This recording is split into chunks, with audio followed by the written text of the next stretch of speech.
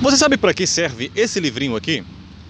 Isso é o Código de Defesa do Consumidor. Não serve apenas para enfeitar as prateleiras dos comércios, dos fornecedores. Isso é quando ele está lá.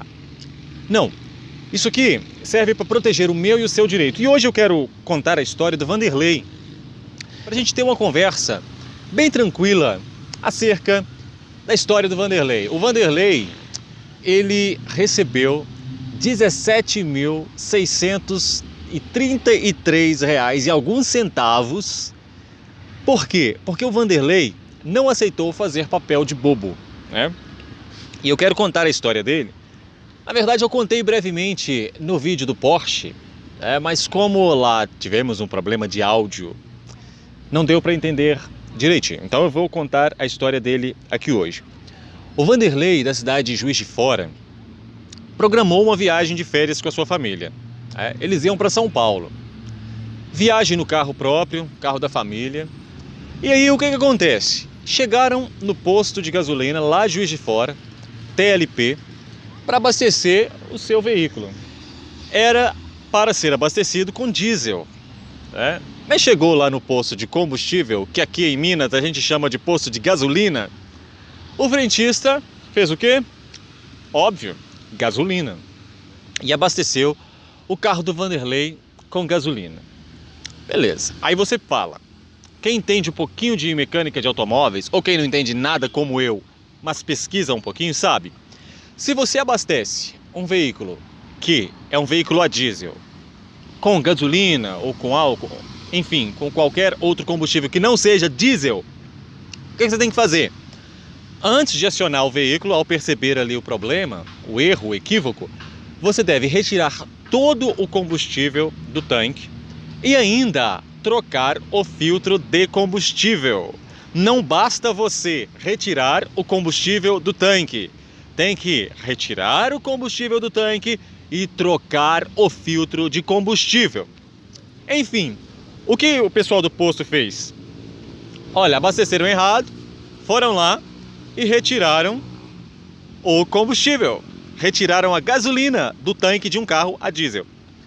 E retiraram o filtro de combustível? Pergunto a vocês. Não retiraram. Ok.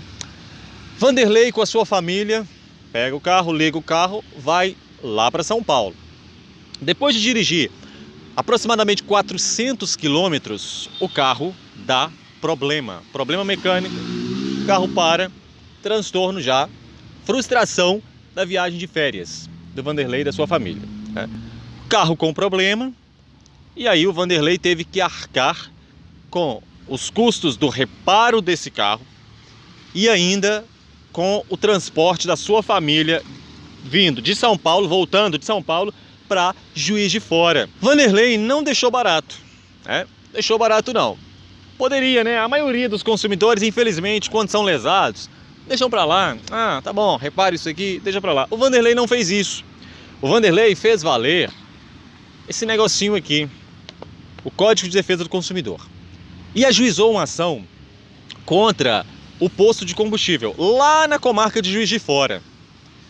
E na ação, o Vanderlei pedia duas coisas: reparação de dois danos, dano material e dano moral. Vou explicar aqui o que é cada um dos dois. Você que está assistindo esse vídeo, que entende de direito, não fica falando, mas todo mundo sabe o que é dano material, porque às vezes, de vez em quando aparece aqui nos comentários alguns doutores. Mas enfim, antes de eu explicar isso, por favor, se inscreva no canal, ativa o sininho para receber as notificações. Vocês estão vendo, a gente está chegando nos lugares para resolver os problemas, como na rodoviária de Belo Horizonte. O segurança nos agrediu. Por quê? Porque eles acreditam que nós somos apenas um canal no YouTube, uma coisa de pouca expressão.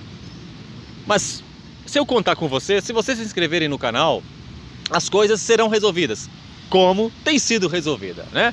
Alguns resistem, mas depois que vem que a gente sabe o que está fazendo, resolve o problema. Mas vamos lá, vamos falar do caso Vanderlei. O Vanderlei ajuizou ação de reparação de dano material e dano moral. O que é dano material? Aquele gasto que ele teve para consertar o carro, juntamente com o gasto que ele teve para voltar a trazer sua família de volta de São Paulo para Juiz de Fora. Dano material é o gasto que se tem financeiramente devido a uma prestação de serviço defeituosa. Dano material. Causou um dano material. Ele teve que gastar dinheiro, na linguagem popular. Ok? E o que seria o dano moral? O transtorno causado por você viajar com a sua família, uma viagem de férias, e aí, quase chegando no destino, depois de viajar 400 quilômetros, você tem as suas férias frustradas, porque o seu carro deu problema, mas não deu problema porque você não sabe dirigir. Deu problema porque colocaram o combustível errado dentro do tanque do seu carro. Isso gera um transtorno, isso ataca, afeta a honra, o sossego dessa família. Então, tem aí um dano moral que precisa de ser reparado, precisa de ser indenizado. Eu não sei se existe reparação de dano moral, mas isso aqui vai ficar em uma discussão teórica. Existe indenização, do meu ponto de vista, por dano moral. Ok, mas o que o Vanderlei fez? Foi lá. E aí, o juiz da vara de Juiz de Fora condenou a empresa, o posto de combustíveis, a pagar R$17.600 por reparação, por indenização de dano material, mais R$7.633 e alguns centavos pela reparação, pela indenização de dano por dano material. O que a empresa fez? O que o posto de combustível fez? Adivinhe? Acertou, recorreu para o Tribunal de Justiça de Minas Gerais, apelação cível, que está aqui, eu não sei se eu vou colocar na descrição, no corpo do vídeo, não sei o que os editores vão fazer, mas vai em algum lugar aqui deste vídeo, dessa tela ou da descrição, vai ter o número da apelação cível. Aí, recorreu e chegou a 10ª Câmara Cível do Tribunal de Justiça de Minas Gerais, relatoria do ministro, do desembargador. Gente, meu Deus, o que está acontecendo comigo hoje? Eu acho que é por causa dos carros que estão passando, eu desconcentro, porque eu gosto muito de carro. Concentração. Relatoria do desembargador, doutor Maurício Pinto Ferreira. E o que o doutor Maurício fez? Porque o posto queria a redução do valor da indenização de dano moral. Primeiro eles queriam a exclusão da indenização, mas se houvesse a indenização ainda assim, manter a indenização, que fosse o valor reduzido, ok. E também eles queriam a reforma da sentença para que não arcassem com os custos do reparo do carro, enfim. Ok, pessoal, o que vocês acham que um tribunal sério como o Tribunal de Justiça de Minas Gerais iria fazer num caso como esse, de flagrante desrespeito à norma, ao Código de Defesa do Consumidor? É óbvio, o Dr. Maurício manteve a condenação por reparação, indenização por danos materiais. Então o posto teve que continuar, teve que pagar, não teve a sentença reformada. E ele mexeu na indenização por dano moral. Então de R$17.600 passou para R$10.000. Então ao todo, Vanderlei recebeu R$17.633, que é indenização por dano material mais indenização por dano moral. Mas a parte mais importante desse vídeo que eu quero compartilhar com vocês é o quê? O que foi a base da sentença, do acórdão do desembargador Dr. Maurício Pinto Ferreira, que também serviu de base para a sentença monocrática, sentença de primeiro grau. Artigo 14 do Código de Defesa do Consumidor. Gente, eu canso de falar isso aqui nos meus vídeos. O Código de Defesa do Consumidor, ele tem alguns artigos que tratam da responsabilidade do fornecedor, a responsabilidade do prestador de serviço. É o artigo 7º, artigo 12, artigo 14, artigo 18, artigo 20 do Código de Defesa do Consumidor. Todos esses artigos tratam da responsabilidade do fornecedor. Mas o acórdão foi baseado especificamente no artigo 14, e é sobre ele que eu quero falar. Sigam-me no Instagram também, @repórterbemmendes. Artigo 14 dispõe o seguinte, eu não vou falar o artigo 14 diz o seguinte, por quê? Porque na linguagem popular eu poderia falar disso o seguinte, mas como eu disse que tá cheio de PhD, cheio de doutor em juridiquês aqui no canal, cheio não, gente, eu tô sendo irônico, mineiro é irônico, tá? Tem alguns aí, e um cara apareceu pra me criticar porque eu estou dizendo o artigo diz. Artigo não fala, tudo bem. Na técnica jurídica, a gente fala o artigo dispõe. Tudo bem, artigo dispõe. O fornecedor de serviço responde independentemente da existência de culpa. Eu quero parar este vídeo só para nós meditarmos nessa palavra. Pronto, voltando. Independentemente da existência de culpa, pela reparação dos danos causados aos consumidores por defeitos relativos à prestação dos serviços, bem como por informações insuficientes ou inadequadas sobre sua fruição e riscos. Aí o parágrafo 1º ainda nos dá uma ajudinha. O serviço é defeituoso quando não fornece a segurança que o consumidor dele pode esperar, levando-se em consideração as circunstâncias relevantes, entre as quais, aí ele vai falar, todas as quais, o modo do seu fornecimento, o resultado e os riscos que razoavelmente dele se esperam, a época em que foi fornecido. Eu te pergunto uma coisa, quando você para o seu carro em um posto de combustível e a pessoa coloca o combustível no seu carro, o que você quer?